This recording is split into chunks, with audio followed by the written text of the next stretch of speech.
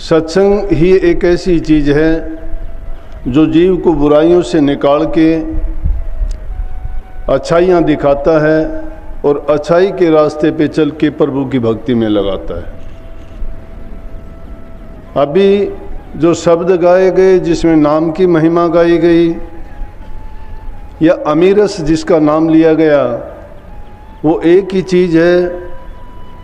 उसको नाम की टिकट कहो, अमीरस कहो, उपदेश कहो, प्रभु भक्ति का रास्ता कहो, अलग अलग तरीक़ों से संतों ने उसको बताने का प्रयास किया है। नाम की महिमा गाई गई है कि उस नाम की प्राप्ति जिस जीव को हो जाती है उसके सभी इस जीवन के नहीं अपितु पिछले जन्मों में भी जितने कर्म उसने किए हैं उस कर्मों का लेखा जोखा इसी जीवन में पूरा कर जाता है। नाम एक ऐसी दवा है जो हर प्रकार के रोग का इलाज करती है, परंतु जिस इंसान की भावना और सोच ही सिर्फ संसारी पदार्थों की होती है और वो नाम भी इसीलिए लेना चाहते हैं कि उसकी संसारी तमन्नाएं कामनाएं पूरी हो जाएं। मुश्किल बात नहीं है, नाम के आगे ये चीज़ कोई मायने नहीं रखते। ये तो नाम जिसको मिल गया, जो इस वाणी में कबीर साहब ने कहा ऐसा है कि जो जो तुम नाम की कमाई करते चले जाओगे वो आपको ऐसे दिखाई देने लग जाएगा जिस प्रकार से किसी जंगल में आग लग जाती है। वो आग आगे आगे कूड़ा करकट, सूखे पत्ते, टहनियाँ या हरे पेड़ भी होते हैं तो उनको वो जलाती हुई चली जाती है, लेकिन कुछ ही समय के बाद उसकी जगह पर नए घास, नए पौधे जन्म लेते हैं और वो सूखा हुआ जंगल भी हरा भरा हो जाता है। इसीलिए कही कि आगे आगे धों लगी पीछे हरियल हो। उसको हमारे जीवन से संबंधित ही बताया गया है कि अगर हम उस नाम की कमाई जो जो करते चले जाते हैं, हमारे विषय, विकार, पाप, कर्म, बुरी सोच, जितने भी बुराइयां हैं वो सब की सब दग्ध होती चली जाती हैं, ख़त्म होती चली जाती हैं और उनकी जगह पर सील, सवर, संतोष ये चीज़ें हरियाली के रूप में ठाठे मारने लगती हैं, जो इंसान को सुख देती हैं, शांति प्रदान करती हैं, जीवन में खुशियां भर देती हैं। लेकिन जब अति हो जाती है, ज़्यादा कामनाएं बढ़ा लेता है इंसान,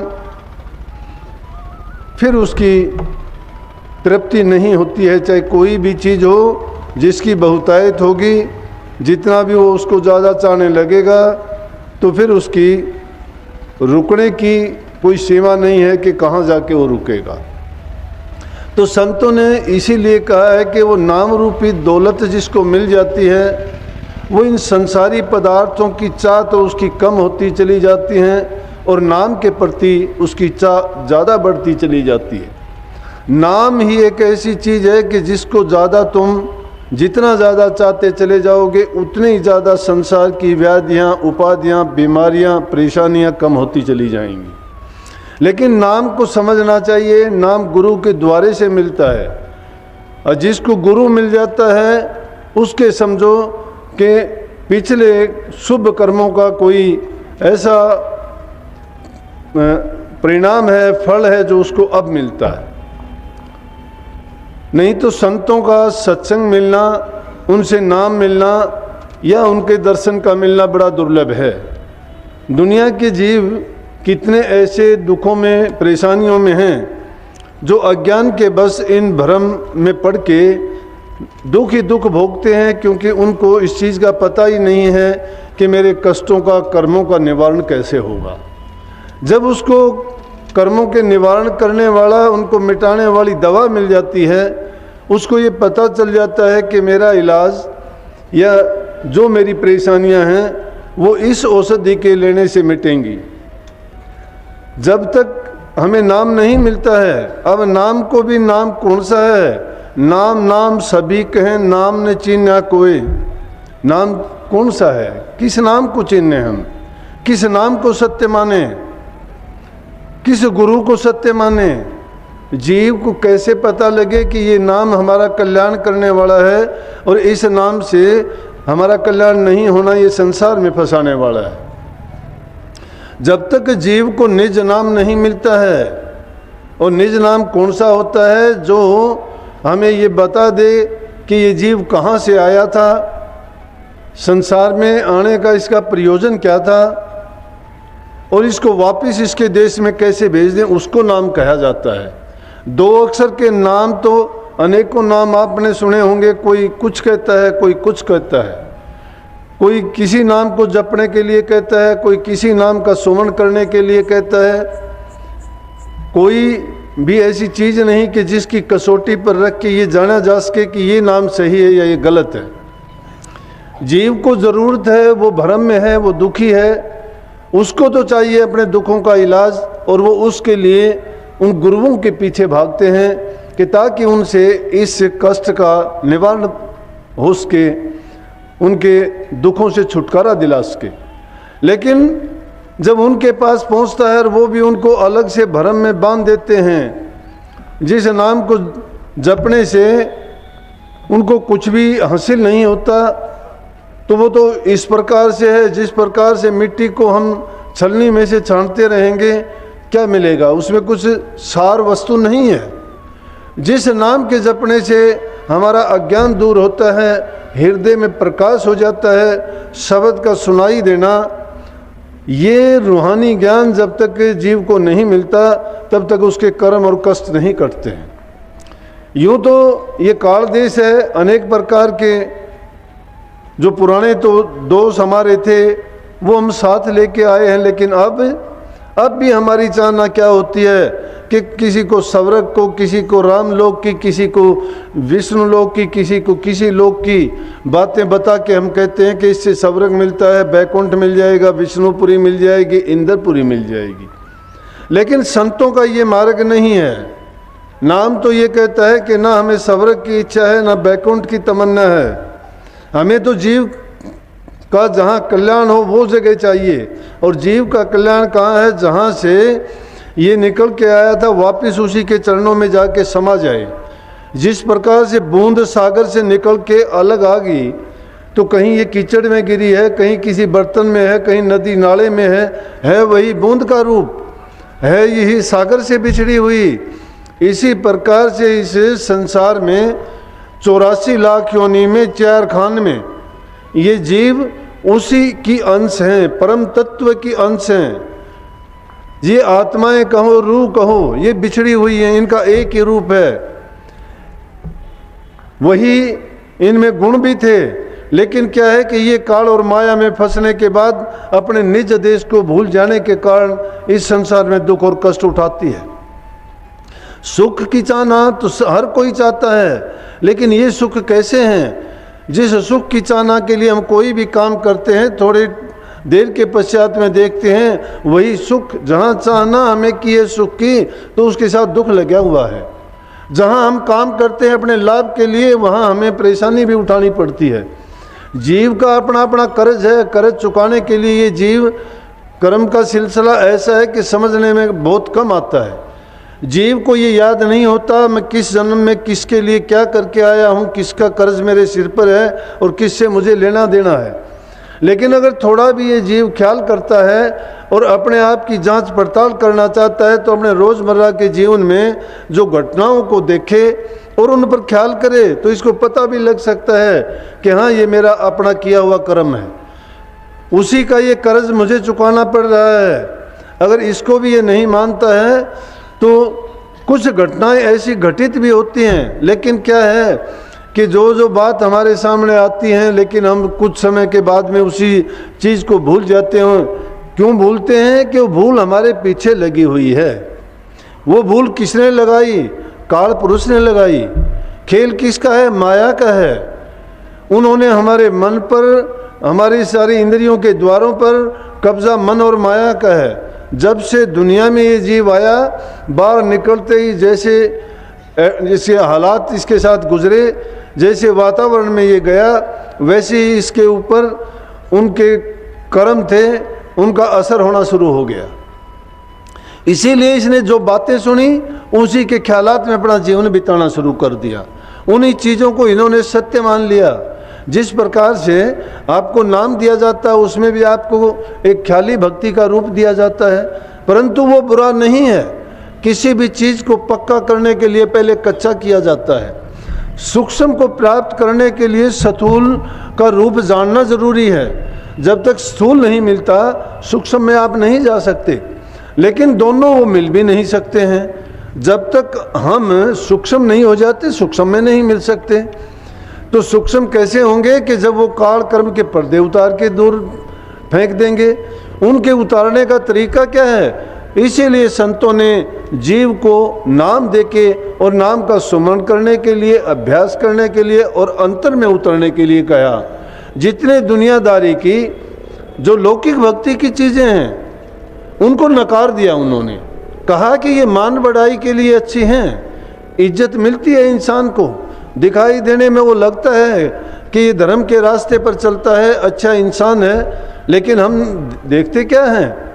देखने में हमें लगता है कि ये धर्म के रास्ते पर चलता है, पुण्य के काम भी करता है, ये पूजा पाठ भी करता है, यज्ञ हवन भी करता है, लेकिन जो चीज़ नाम से प्राप्त होती है वो नहीं है। नाम जीव को पारलौकिक शक्तियों में ले जाके विलीन करता है, जहाँ से जुदा होके आया था। ये लौकिक चीज़ें ऐसी हैं कि हम संसार में ही इसकी मान, इज्जत और सम्मान पाते हैं। दान पुण्य करने के कारण हमें अच्छे जन्म मिल सकते हैं, अच्छी जगह मिल सकती हैं, अगले जन्म में अच्छे भोग पदार्थ मिल सकते हैं। किसके? दान के करने के कारण, पुण्य के करने के कारण, परोपकार और भलाई करने के कारण। लेकिन जीव का कल्याण उनमें नहीं है। इसलिए उसे नाम की बढ़ाई गाई है। जो टकसाली नाम है, जो निज नाम है, वो निज नाम मिल जाता है, उनको इस चीज़ की परवाह नहीं। जैसे एक कोई फ़कीर था, उस फ़कीर ने बड़े ज़ोर शोर से प्रचार कर दिया, लोगों के सामने कह दिया कि मेरे पास जो भी आएगा और मेरे से दीक्षा ले लेगा, उसको मैं सवरगपुरी में लेके चला जाऊंगा। तो बहुत से लोग ये बात सुन के और उस महात्मा के पास जाने लगे।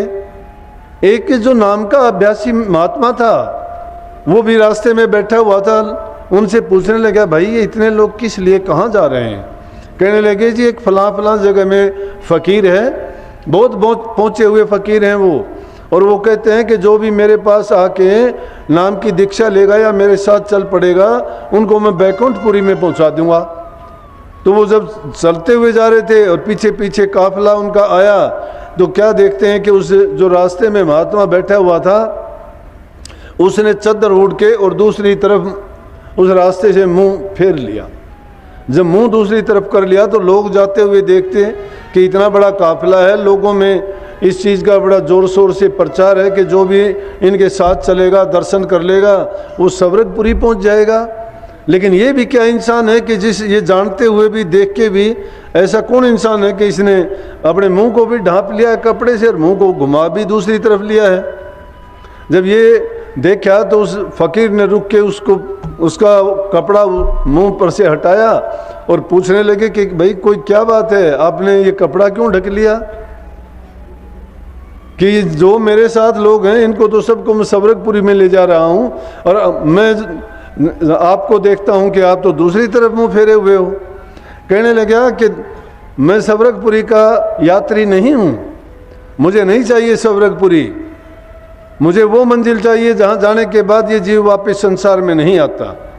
बोला कि ऐसी कौन सी बात है, आप क्यों नहीं जाना चाहते? सवरग के लिए तो बड़े बड़े देवता, बहुत से ऋषि मुनि तप करते हैं, हठ करते हैं, योग करते हैं, कितनी दूसरी क्रियाएं करते हैं। सर्दी गर्मी बरसात में वो कष्ट भोग के भी उसके लिए अपने आप को कितना शिथिल करते हैं, चीज़ों का त्याग करते हैं। और आप होके आपको सहज में जो मैं वहाँ ले जाना चाहता हूँ अपनी शक्ति से, और फिर आप नहीं जाना चाहते। कहने लगे कि वहाँ जाने के बाद में क्या फ़ायदा मिलेगा सवरग में? स्वर्ग में आपको पता है कि आप क्या सोचते हो कि जिस स्वर्ग में जाने से वहाँ सब के सब लोग बराबर हैं? कहने लगे बराबर तो नहीं है। बोला वहाँ, बोला कि जिसने बहुत उत्तम कर्म किए हैं उनको ऊंचे दर्जे मिलते हैं, मध्यम किए उसको मध्यम जगह मिलती है, और जिन्होंने कम किए उनको नीचे के दर्जे मिलते हैं। बोला कि दर्जे हैं उसमें। जब स्वर्ग में भी अलग अलग 3 ये दर्जे बता दिए, एक नीचा है, दूसरा मध्यम है, तीसरा सबसे ऊंचा है, तो सबसे नीचे वाला सबसे ऊंचे दर्जे की चाह रखता होगा वहाँ भी? बोले हाँ, वो तो होता है देख के कि कोई आदमी अपने से ऊपर वाले को देखता है तो वो भी वैसा बनना चाहता है। बोला कि जब वहाँ भी ये चीज़ होगी तो वहाँ सुख कैसे हुआ? फिर तो सुख नहीं है। आदमी को कौन चीज़ विचलित करती है? सुख की तमन्ना, उसकी चाहना, उसकी कामनाएं उसको घुमाए फिरती हैं, यहाँ से वहाँ, इधर से उधर, अच्छी से बुरे, बुरे से अच्छे की तरफ। इसलिए बोला कि ऐसी जगह हम नहीं जाना चाहते, हम उस जगह जाना चाहते हैं जहाँ पर जाने के बाद में सब बराबर हैं, सब समान हैं, किसी की कोई चाहना नहीं रह जाती। इसीलिए संतों ने, राधा स्वामी दयाल ने वाणी में फरमाया कि मुक्ति की नहीं चाह मन में भक्ति प्यारी लाग, कि वो मुक्ति की चाहना भी नहीं रखते हम तो उस चीज़ को भक्ति प्यारी लगती है कि जिसको प्राप्त करने के लिए जिसमें मन हमारा मगन हो जाता है, उसी में हमें जो शांति मिल जाती है, और वो शांति मिलती है दर्शन में, और वो दर्शन गुरु में अपने प्रीतम के रूप में, परमात्मा के रूप में, उस सार वस्तु के रूप में देखते हैं कि जिसने संसार में आके हमारे बुरे कर्मों को छुटा के अच्छे रास्ते पे लगा दिया, उससे बड़ा और काम कौन कर सकता है दुनिया में? और सारे के सारे जितने भी नातेदार हैं, रिश्तेदार हैं, संबंधी हैं, अपने स्वार्थ के लिए हैं, अपने सुख के लिए हैं। दूसरे पे दुख पड़ता है या कोई उनको परेशानी आती है, मुंह फेर लेते हैं, देर नहीं करते हैं। खुद की संतान भी उसको पास रखने से इनकार कर देती है, दुख सुख में वो भी उसको छोड़ के चल देते हैं। इसलिए ऐसी जगह में रह के जिसका दुख का साथी कौन है? सतगुरु साथी है। बुरे कर्म में भी जो हमें साथ दे के कहता है, वो उन बुरे कर्मों को भी हमारे सुख के लिए खुद लेने के लिए तैयार हो जाता है। जो इस लोक का नहीं परलोक तक का हमारा जन्म संवार देता है, और बार बार इस संसार से आने से जो पीछा छोटा देता है, हमें वो वस्तु चाहिए। और वो वस्तु किस में? वो निज नाम में है।